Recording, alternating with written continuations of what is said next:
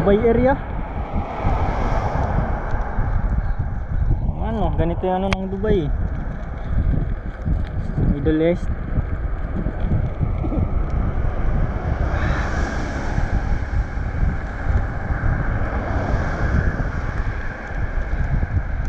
Habang nagta-travel kami sa ano, kahabaan ng Situda, bigla kaming napaliko, naligaw ng landas at napunta kami dito sa Middle East.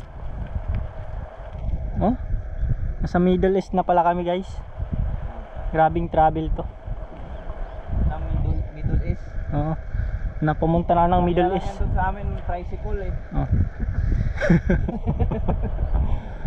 Tingnan nyo yung ano, yung damo. Tuyong-tuyo na. Kasi malapit tayo sa desert.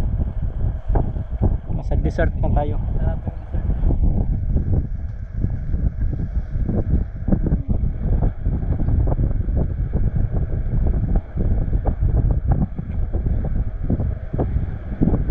Ganito yung area sa amin talaga. Wag ano, puro lang bundok.